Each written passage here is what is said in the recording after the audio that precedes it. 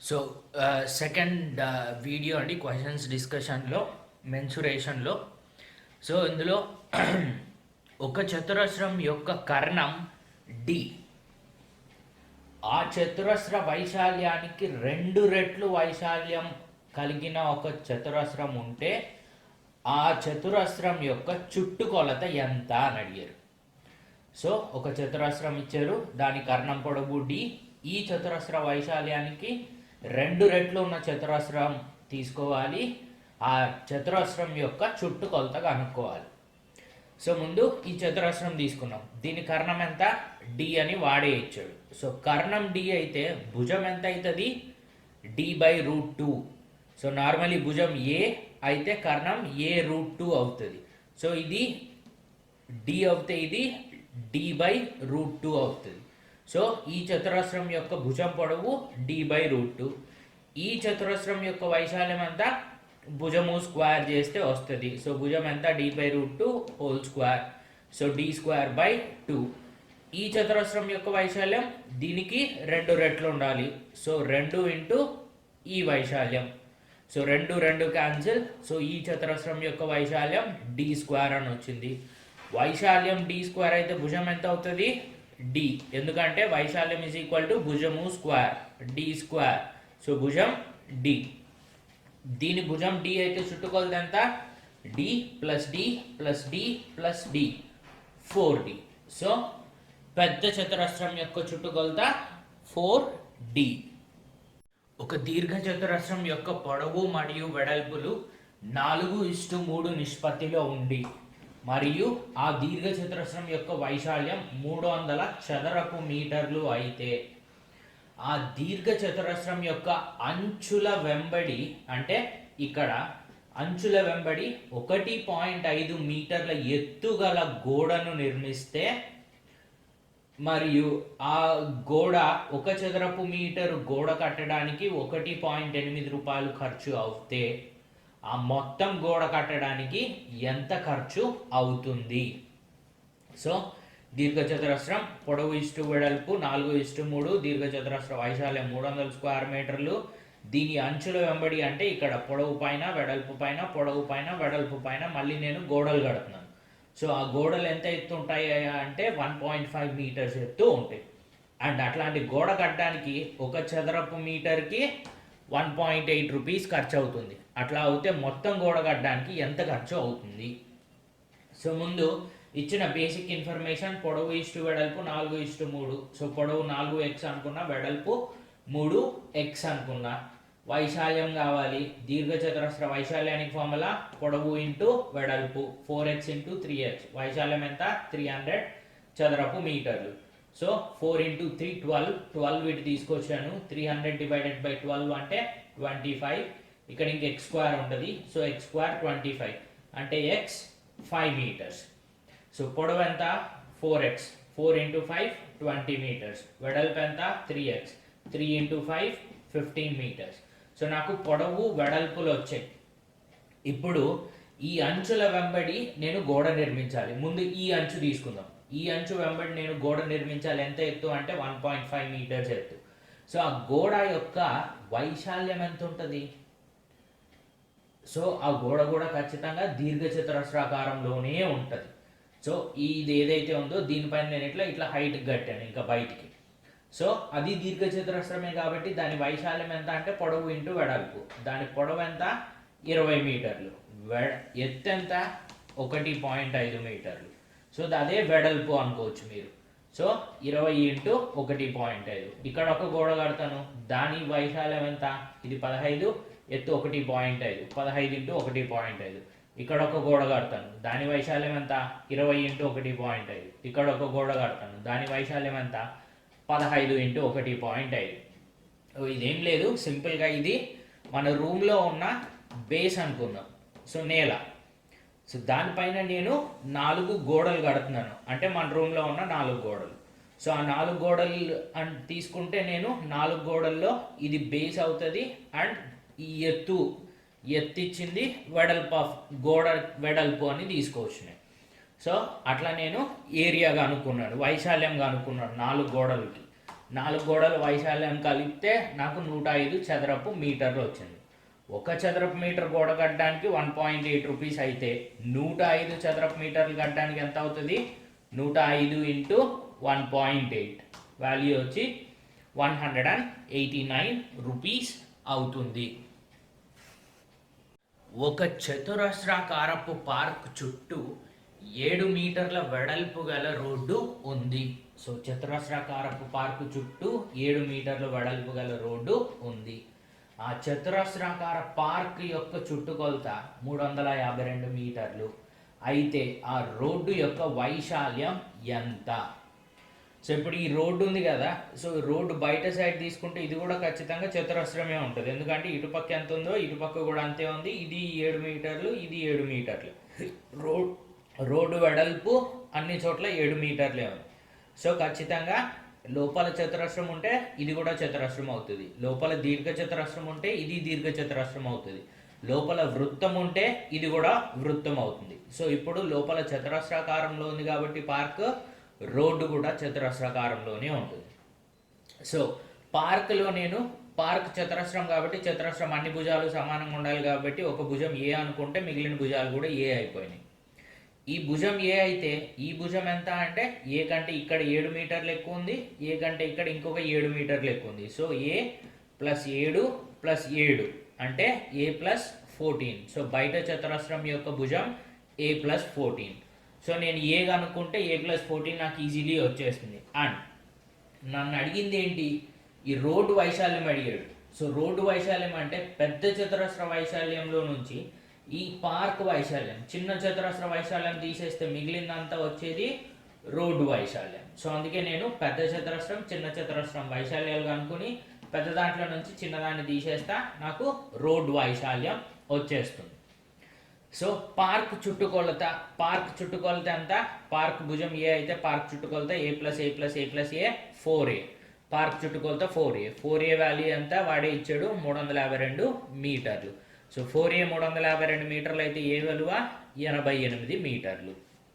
So ఇప్పుడు park వైశాల్యం కనుక్కుంటున్నాడు. ఒక భుజం ఏ అయితే వైశాల్యం ఏ స్క్వేర్ అంటే 88 స్క్వేర్. 88 స్క్వేర్ ఇస్ 7744 చదరపు మీటర్లు. దెన్ పెద్ద చతురస్రం అంటే పార్క్ ప్లస్ రోడ్డు రెండు కలిపిన వైశాల్యం తీసుకుంటున్నాను. సో పెద్ద చతురస్రం భుజం ఎంత? ఏ ప్లస్ 14. ఏ అంటే ఎంత?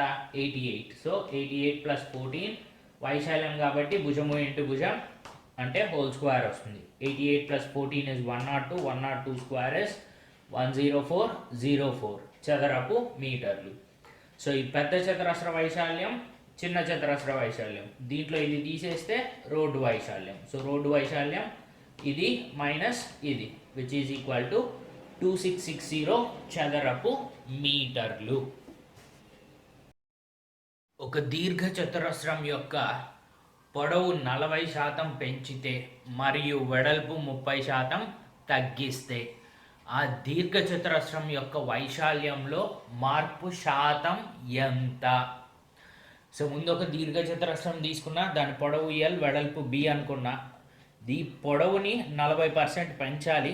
సో అంటే పొడవు ఎంత ఉందో ప్లస్ 40% ఆఫ్ పొడవు, వెడల్పు 30% తగ్గించాలి. బొమ్మను చూసి తీసుకోకండి, మీరు జస్ట్ వాల్యూస్ కన్సిడర్ చేయండి. తగ్గించాలి, బట్ నేను బొమ్మ పొడవు గీసాను. సో తగ్గించాలి కాబట్టి ఎంత తగ్గించాలి? ఇందులో 30% తగ్గించాలి.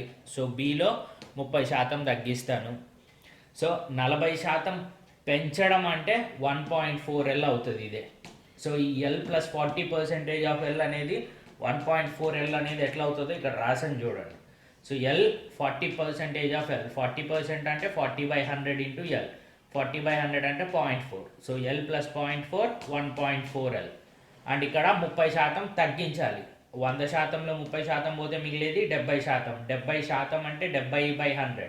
70/100 అంటే 0.7b. క్యాలిక్యులేషన్ ఇక్కడ రాశాను. సో పొడవేమో ఎల్ నుండి 1.4L అయ్యింది, వెడల్పేమో బి నుంచి 0.7b అయ్యింది. సో ఈ దీర్ఘచతురస్రం ఇది, దీని వైశాల్యం ఏమో ఎల్ ఇంటూ బి. ఈ దీర్ఘచతురస్ర వైశాల్యం ఏమో 1.4L ఇంటూ 0.7b. సో ఈ వైశాల్యం 1.4 into 0.7 is 0.98, L into B is LB. So ఈ వైశాల్యం నుంచి ఈ వైశాల్యానికి ఎంత శాతం మార్పు ఉంది.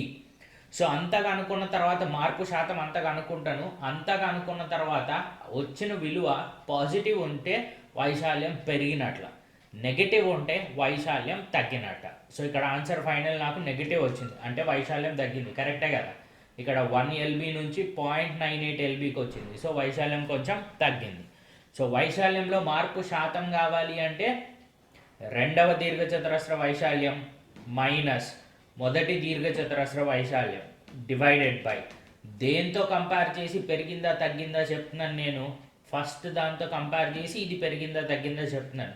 సో దేంతో అయితే కంపేర్ చేస్తున్నానో అది ఆల్వేస్ డినామినేటర్లో వస్తుంది. సో ఎల్బి అనేది డినామినేటర్, ఇది మైనస్ ఇది డివైడెడ్ బై ఎల్బి ఇంటూ 100. 0.98లో ఇక్కడ 1 LB. సో 0.98లో 1 పోతే మైనస్ 0.02 LB డివైడెడ్ బైలో ఎల్బి ఉంది. LB cancel. Minus 0.02 into 100 is -2%. నేను డైరెక్ట్లీ శాతం కనుక్కుంటున్నాను కాబట్టి పర్సంటేజ్ సింబల్ వచ్చేస్తుంది. సో ఏమైంది అంటే 2% వైశాల్యం తగ్గింది, నెగటివ్ వచ్చింది. సో 2% వైశాల్యం తగ్గింది ఇక్కడ నుంచి ఇక్కడికి. సో అది మీ ఆన్సర్. ఈ వాల్యూస్ మీరు ఫాస్ట్గా రాసుకోగలిగితే, అంటే 40% పెరిగింది అనగానే 1.4L, 30% తగ్గింది అనగానే 0.7B ఫాస్ట్గా రాసుకోగలిగితే ఈ క్యాలిక్యులేషన్ ఈజీగా 1 minute లోపలే అయిపోతుంది మీకు. సో మొత్తానికి వైశాల్యంలో ఎంత శాతం మార్పు వచ్చింది అంటే 2% వైశాల్యం తగ్గింది. క్వశ్చన్ నెంబర్ 18 అండి. ఒక దీర్ఘచతురస్రం యొక్క పొడవు 10% పెరిగిన మరియు వెడల్పు 10% తగ్గిన ఆ దీర్ఘచతురస్ర వైశాల్యంలో మార్పు శాతం ఎంత? దీర్ఘచతురస్రం పొడవు వెడల్పు L అంటే పొడవు 10% పెరిగింది, సో L + 10% ఆఫ్ L. వెడల్పు 10% తగ్గింది, B - 10% ఆఫ్ B. సో ఇది 10/100 ఉంటుంది. 10% అంటే 10/100. 10/100 అంటే 0.1. L + 0.1L is 1.1L. B - 10% of B. 10% అంటే 10/100. 10/100 అంటే 0.1. సో B - 0.1B అంటే 0.9B. సో దీని వైశాల్యం L ఇంటూ B. దీని వైశాల్యం 1.1L into 0.9B. 1.1 into 9 is 0.99. L into B is LB. So ఇక్కడ నుంచి ఇక్కడికి శాతాల్లో మార్పు కావాలి నాకు. సో ఇది మైనస్ ఇది డివైడెడ్ బై ఇది into 100. 0.99 LB minus LB divided by LB into 100. ఇక్కడ LB అంటే 1 LB అనుకోవచ్చు. 0.99లో 1 పోతే 0.01 negative. LB by LB into LB. So LB cancel into 100. LB cancel. So minus 0.01 into 100 is -1%. So వైశాల్యం తగ్గింది. ఎంత తగ్గింది అంటే 1% తగ్గింది. 40 మీటర్ల పొడవు 15 మీటర్ల వెడల్పు గల వరండాలో రాళ్ళు పరిస్తే సో ఆ రాయి మెజర్మెంట్స్ ఏంటి అంటే 6 డెసిమీటర్ల పొడవు 5 డెసిమీటర్ల వెడల్పు. సో అట్లాంటి ఎన్ని రాళ్ళు నేను పరిస్తే ఈ వరండా మొత్తాన్ని రాళ్లతోటి కవర్ చేయొచ్చు అని అడిగారు. సో ఆ రాళ్లతోటి నింపడానికి ఎన్ని రాళ్ళు కావాలి? ముందు అసలు ఇదేమో మీటర్లో ఇచ్చాడు, ఇదేమో డెసిమీటర్లో ఇచ్చాడు. అసలు మీటర్కి డెసిమీటర్కి సంబంధం ఏంటి అంటే 1 డెసిమీటర్ = 0.1 మీటర్స్, లేదా 1 మీటర్ = 10 డెసిమీటర్స్. డెసి అంటే 1/10 అని, డెసిమీటర్ అంటే మీటర్లో డివైడెడ్ బై 10. డెసి అంటే 1/10, 1/10 into metre. So 0.1 metres. So ఇప్పుడు 6 డెసిమీటర్స్ అంటే 6 ఇంటూ 0.1 0.6 మీటర్స్. 5 ఇంటూ 0.1 0.5 మీటర్స్ అని తీసుకోవచ్చు. ఇప్పుడు నేను ఇట్లాంటి రాళ్ళు అన్నీ ఇట్లా పరుచుకుంటూ వెళ్ళి మొత్తం ఈ ప్లేస్ని నేను కవర్ చేసేయాలి. సో ఈ మొత్తం ప్లేస్ అంటే ఏంటి? వైశాల్యం. దేని వైశాల్యం? వరండా యొక్క వైశాల్యం. అండ్ సో వరండా యొక్క వైశాల్యాన్ని ఈ రాళ్ళు కవర్ చేయాలి. అంటే ఈ రాళ్ళ యొక్క వైశాల్యం వరండా యొక్క వైశాల్యం సమానమైనప్పుడే కదా ఎక్కడ గ్యాప్ లేకుండా వరండా ఫిల్ అయ్యేది. సో నాకు ఈ రాళ్ళ యొక్క వైశాల్యం వరండా వైశాల్యానికి సమానం అవ్వాలి. సో ముందు వరండా వైశాల్యం కనుక్కుంటున్నా. పొడవు ఇంటూ వెడల్పు 40 × 15 600 స్క్వేర్ మీటర్లు. ఒక్క రాయి వైశాల్యం కనుక్కుంటున్నాను. 0.6 మీటర్స్, 0.5 మీటర్స్. 0.6 × 0.5 అంటే 0.3 స్క్వేర్ మీటర్స్. సో ఇట్లా n రాళ్ళు తీసుకుందాం అనుకున్నాం. సో n ఇంటూ ఈ విలువ వేస్తే నేను n రాళ్ళు కట్టేస్తే మొత్తం ఈ ప్లేస్ కవర్ అయిపోవాలి. అంటే n × 0.3 = 600. So n = 600 divided by 0.3. ఎన్ని రాళ్ళు కావాలి అంటే n రాళ్ళు ఎట్లా వస్తుంది అంటే ఈ వైశాల్యాన్ని ఈ వైశాల్యంతో డివైడ్ చేస్తే వచ్చేదే కావాల్సిన రాళ్ళ సంఖ్య. సో నార్మల్గా ఇక్కడ 2 పాయింట్లు లేవనుకోండి. 600 డివైడెడ్ బై 30 అంటే 20. 2 పాయింట్లు ఉన్నాయి కాబట్టి 20 పక్కన ఇంకో 2 జీరోలు ఎక్స్ట్రా పెడతాను. సో ఎన్ని రాళ్ళు కావాలి నాకు? 2000 రాళ్ళు కావాలి ఇట్లాంటివి మొత్తం వరండాని కవర్ చేసేయడానికి. నెక్స్ట్ క్వశ్చన్ అండి, 19వ క్వశ్చన్. సో వాడొక డయాగ్రామ్ ఇచ్చాడు. డయాగ్రామ్ యొక్క వైశాల్యం కనుక్కోమంటున్నాడు. ఈ డయాగ్రామ్లో ఇదేమో దీర్ఘచతురస్రం ఉంది. సో దీర్ఘచతురస్రంలో ఓన్లీ పొడవు ఇచ్చాడు, నాకు వెడల్పు తెలియదు. అండ్ ఇటుపక్క లంబకోణ త్రిభుజాలు ఇచ్చాడు. సో ఇది కూడా లంబకోణం, ఇది లంబకోణం అని ఇచ్చాడు. సో రెండు ఖచ్చితంగా లంబకోణ త్రిభుజాలు. లంబకోణ త్రిభుజంలో 2 భుజాలు ఇచ్చారు. లంబకోణానికి పక్కనే ఉన్న 2 భుజాలు ఇచ్చారు. లంబకోణానికి ఎదురుగా ఉన్నది కర్ణం అవుతుంది. సో ఈ కర్ణం కనుక్కుంటే నేను ఈ దీర్ఘచతురస్రం యొక్క వెడల్పు వచ్చేస్తుంది. సో కర్ణం కనుక్కోవాలి అంటే కర్ణాన్ని ఏబి అనుకున్నాను నేను. A B square is equal to కర్ణము స్క్వేర్ ఇజ్ ఈక్వల్ టు భుజము స్క్వేర్ ప్లస్ భుజము స్క్వేర్ లంబకోణ త్రిభుజంలో. So 4 square plus 6 square. 4 square అంటే 16, 6 స్క్వేర్ అంటే 36. 16 ప్లస్ 36 52. ఈ స్క్వేర్ ఇటు తీసుకొచ్చాను, రూట్ అయ్యింది. సో √52 వెడల్పు. దేనిది? దీర్ఘచతురస్రం యొక్క వెడల్పు. ఇప్పుడు ఈ ఎంటైర్ డయాగ్రామ్ వైశాల్యం కావాలి నాకు. లంబకోణ త్రిభుజ వైశాల్యం ఎంత అంటే 1/2 భూమి పొడవు ఇంటూ ఎత్తు. సో 1/2 × 6 × 4. దీనిది కూడా అంతే, 1/2 × 6 × 4. దీర్ఘచతురస్రం యొక్క వైశాల్యం పొడవు ఇంటూ వెడల్పు. పొడవు 12, వెడల్పు ఎంత? √52. సో దీర్ఘచతురస్రం పొడవు ఇంటూ వెడల్పు. సో 2 త్రిభుజాలు దీర్ఘచతురస్రం. 3 వైశాల్యాలు కలిపేస్తే ఈ మొత్తం డయాగ్రామ్ వైశాల్యం వచ్చేస్తుంది. ఇప్పుడు 6 × 4 = 24. 24/2 12. దీనిది 12 అయితే ఇది కూడా 12. ఇది 12 × √52. √52 అంటే అప్రాక్సిమేట్లీ 7.2. రూట్లోనే ఉంచుండొచ్చు, కాకపోతే నాకు ఒక్క ఆప్షన్లో కూడా రూట్లో ఉన్న నంబర్స్ కనపడలేదు. సో అందుకని దాన్ని అప్రాక్సిమేట్గా దగ్గరలో ఉన్న వాల్యూ దగ్గరికి తీసుకున్నా. √52 is approximated to 7.2. So 12 plus 2 24, 12 plus 12 24 plus 12 into √52 is 7.2. So 12 into 7.2 is 86.4 plus ఒక 24 రెండు కలిపేస్తే 110.4 స్క్వేర్ సెంటీమీటర్స్. ఇక్కడ ఎగ్జాక్ట్ ఆప్షన్ లేదు, అప్రాక్సిమేట్ ఆప్షన్ ఉంది. ఎందుకంటే ఇక్కడ నేను అప్రాక్సిమేట్ చేస్తున్నాను. సో ఆప్షన్ కూడా అప్రాక్సిమేట్ ఇచ్చాడు కాబట్టి నేను అప్రాక్సిమేట్ చేశాను. 20వ క్వశ్చన్ అండి. కర్ణం 10 సెంటీమీటర్లుగా కలిగిన ఒక దీర్ఘచతురస్రం యొక్క 2 భుజాలలో ఏదో ఒక భుజం కర్ణంలో సగం ఉంటే ఆ దీర్ఘచతురస్రం యొక్క వైశాల్యం ఎంత?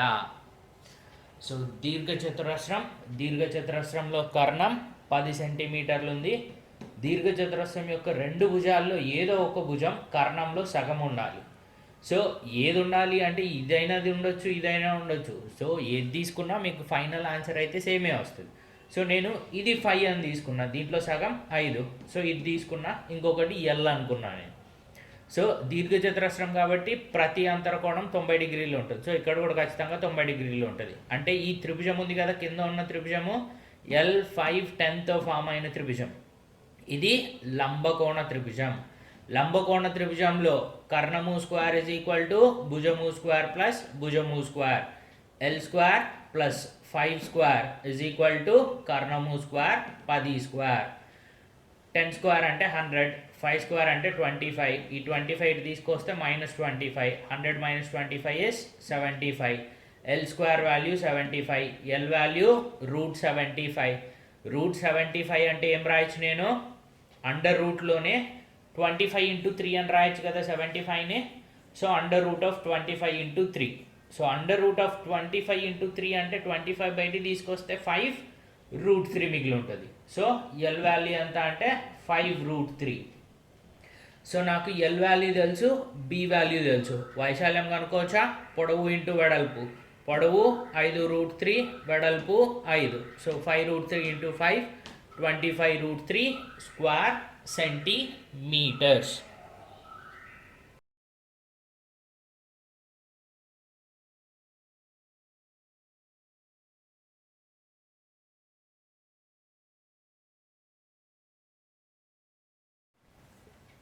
ఫస్ట్ క్వశ్చన్ అండి.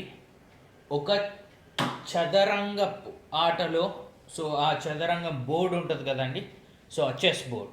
సో చెస్ బోర్డ్లో ఉన్న 64 చిన్న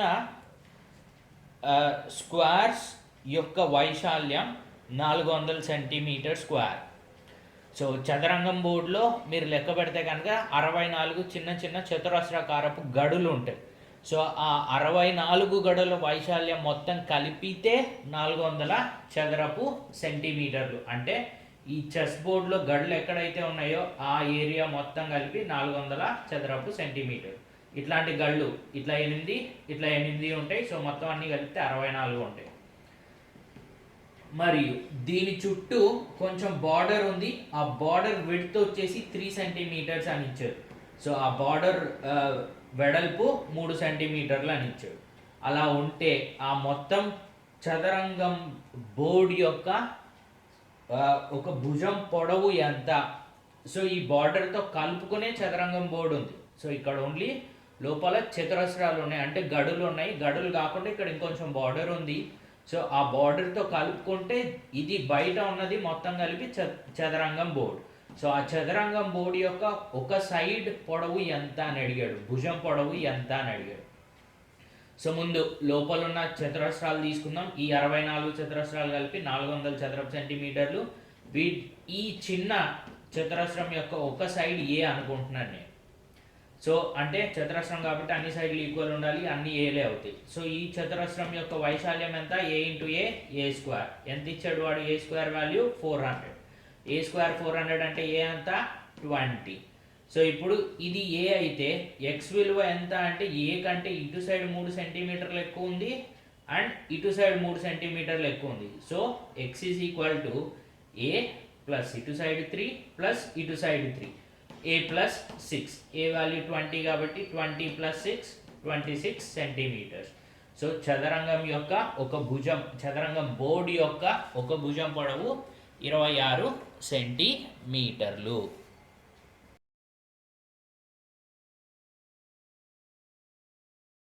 నెక్స్ట్ అండి, 84 చదరపు మీటర్లు వైశాల్యంగా కలిగిన ఒక దీర్ఘచతురస్రం యొక్క పొడవు దాని వెడల్పు కన్నా 5 మీటర్లు ఎక్కువ అయితే ఆ దీర్ఘచతురస్రం యొక్క పొడవు వెడల్పుల విలువలు ఎంత? సో దీర్ఘచతురస్రం వైశాల్యం 84 చదరపు మీటర్లు, వెడల్పు ఎక్స్ అనుకుంటే వెడల్పు కంటే 5 మీటర్లు ఎక్కువ పొడవు ఉండాలి. సో పొడవు ఎక్స్ ప్లస్ 5 అవుతుంది. సో దీంట్లో x value x plus 5 value, పొడవులు వెడల్పులు నేను కనుక్కోవాలి. సో ఆప్షన్ చూద్దాం. చూడండి, పొడవుకి వెడల్పుకి డిఫరెన్స్ ఎంత ఉందండి? 5ఏనా? సో దీనికంటే ఇది 5 ఎక్కువ ఉంది. సో పొడవు వెడల్పు కంటే 5 ఎక్కువ ఉండాలి. అట్లాంటి ఆప్షన్లు ఏమున్నాయండి? దీనికి డిఫరెన్స్ 5 ఉందా? లేదు. సో ఇది కాదు. డిఫరెన్స్ 5 ఉందా? లేదు. ఇది కాదు. డిఫరెన్స్ 5 ఉందా? ఉంది. డిఫరెన్స్ 5 ఉందా? లేదు. ఇది కాదు. సో ఓన్లీ 3 ఆప్షన్లో ఒక్కటే పొడవుకి వెడల్పుకి డిఫరెన్స్ 5 ఉంది. సో ఖచ్చితంగా my answer is option number 3. So ఇట్లా కాకుండా మల్టిపుల్ ఆప్షన్స్, అంటే చాలా ఆప్షన్స్లో డిఫరెన్స్ 5 ఉంటే కనుక ఎట్లా చేయాలి అన్నదానికి ప్రొసీజర్ కూడా చెప్పేస్తున్నాను ఇక్కడ. సో ఈ దీర్ఘచతురస్రం యొక్క వైశాల్యం 84. వైశాల్యం అంటే పొడవు ఇంటూ వెడల్పు. సో పొడవు ఇంటూ వెడల్పు is equal to 84. X into X X square, 5 into X 5x, 84 ఇటు తీసుకొస్తే -84 ఈజ్ ఈక్వల్ టు 0. సో మీకు క్వాడ్రాటిక్ ఈక్వేషన్ వచ్చింది. సో క్వాడ్రాటిక్ ఈక్వేషన్ సాల్వ్ చేసుకోవాలి. సో నాకు product of the roots 84, some of the roots 5 రావాలి. So రెండు నంబర్లను multiply చేస్తే 84 రావాలి, రెండు నంబర్ని యాడ్ ఆర్ సబ్ట్రాక్ట్ చేస్తే 5 రావాలి. సో అట్లాంటి రెండు నంబర్లు ఏమున్నాయంటే నాకు 12 1 7, 12 into 7 84, 12 minus 7 is 5. సో అందుకే 5x నేను 12x minus 7x అని రాశాను. 12xలో 7x పోతే మళ్ళీ 5x వస్తుంది. సో ఈ రెండిట్లో నుంచి x కామన్ తీస్తే x ప్లస్ 12, ఈ రెండిట్లో నుంచి -7 కామన్ తీస్తే మళ్ళీ x ప్లస్ 12, వీటి రెండిట్లో నుంచి x ప్లస్ 12 కామన్ తీస్తే మిగిలేది x minus 7 into x plus 12 is equal to 0. రెండు నంబర్లను మల్టిప్లై చేస్తే 0 రావాలి అంటే రెండు నంబర్లు ఏదో ఒకటి ఖచ్చితంగా 0 అయితేనే వస్తుంది. ఐదర్ ఇదైనా 0 కావాలి లేదా ఇదైనా 0 కావాలి. ఇది 0 అయింది అనుకోండి, x minus 7 is equal to 0 అంటే x ఇజ్ ఈక్వల్ టు 7. లేదా ఇది 0 అయితే x plus 12 is equal to 0, so x is equal to -12. So x value 7 కానీ లేదా -12 కానీ ఉంటుంది. ముందు అసలు x అంటే ఏంటి? ఇక్కడ x అంటే దీర్ఘచతురస్రం యొక్క వెడల్పు. వెడల్పు ఎక్కడైనా నెగటివ్ నెంబర్ ఉంటుందా? ఛాన్స్ లేదు. సో ఖచ్చితంగా -12 కాదు. కాబట్టి x విలువ ఎంత? 7. సో అంటే వెడల్పు 7. వెడల్పు 7 అయితే పొడవు ఎంత? 7 + 5 12. సో పొడవు 12, వెడల్పు 7. పొడవు 12, వెడల్పు 7. Option number 3 is your correct option.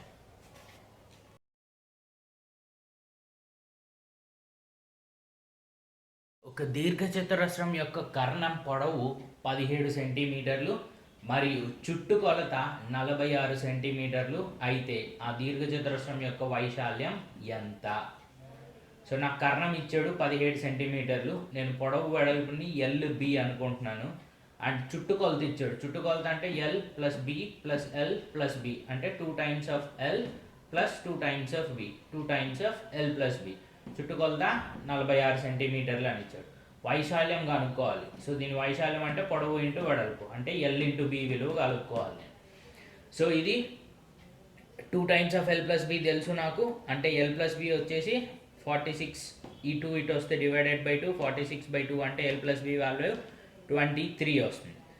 ఇక్కడ లంబకోణ త్రిభుజం ఉంది. లంబకోణ త్రిభుజంలో L² + B² = 17², L² + B² = 17². 17² అంటే 289. ఇక్కడ నుంచి 2 times of L + Bలో నుంచి L + B తెప్పించాను. L + B విలువ 23. దీన్ని నేను స్క్వేర్ చేస్తున్నాను. L + B² = 23². 23² అంటే 529. L + B² అంటే L² + B² + 2LB. అండ్ ఇందులో నాకు L² + B² విలువ ఆల్రెడీ తెలుసు. సో దాన్ని తీసుకొచ్చి నేను ఇక్కడ L² + B² ప్లేస్లో పెడుతున్నాను. L² + B² అంటే 289 + 2LB అట్లానే ఉంటుంది is equal to 529. So 2LB ఇక్కడ పెట్టి ఈ 289 ఇటు తీసుకెళ్తాను. 529 - 289 ఈజ్ ఈక్వల్ టు 240. ఈ 2 ఇటు తీసుకెళ్తే 240/2 అంటే 120. నాకు కావాల్సింది LB వాల్యూ, వైశాల్యం.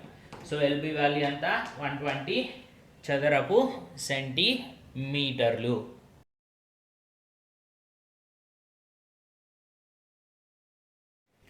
ఒక రూమ్ యొక్క ఫ్లోర్ని చేయడానికి ఒక చదరపు మీటర్లకి 8.5 రూపాయలు ఖర్చు అయితే మరియు ఆ ఫ్లోర్ మొత్తం పూర్తి చేయడానికి 510 రూపాయలు ఖర్చు అయింది.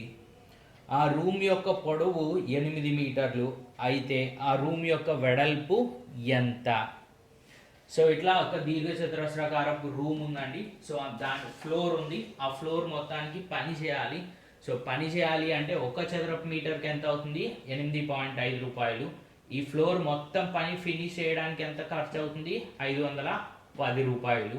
అండ్ ఈ ఫ్లోర్ యొక్క పొడవు 8 మీటర్లు, వెడల్పు ఎంత అని అడిగారు. సో నేను ఇప్పుడు ఫస్ట్ వీటిలో నుంచి దీని వైశాల్యం తీసుకొస్తాను. ఎట్లా అంటే ఒక స్క్వేర్ మీటర్కి, ఒక చదరపు మీటర్కి ఇంత అయితే ఎన్ని చదరపు మీటర్లు అయితే ఇంత అవుతుంది. ఎన్ని చదరపు మీటర్లు ఇదంతా ఉందో తెలిస్తే ఆ చదరపు మీటర్లు వైశాల్యం వస్తుంది. ఆ వైశాల్యంలో నుంచి నాకు పొడవు తెలుసు కాబట్టి నేను వెడల్పుగా అనుకోవచ్చు. సో వైశాల్యం into cost per square metre is equal to total cost రావాలి. సో వైశాల్యం అంటే total cost divided by cost per square metre. Total cost ఎంత 510 divided by cost per square metre అంతా 8.5. So 510 divided by 8.5 which is equal to 60 చదరపు మీటర్లు. So ఈ floor యొక్క వైశాల్యం 60 చదరపు మీటర్లు. అందులో పొడవు 8, వెడల్పు ఎంత? వైశాల్యం అంటే పొడవు ఇంటూ వెడల్పు 8 ఇంటూ బి 8b, వైశాల్యం ఎంత 60. So b is equal to 60 divided by 8 which is equal to 7.5 మీటర్లు. సో ఈ ఫ్లోర్ యొక్క వెడల్పు 7.5 మీటర్లు.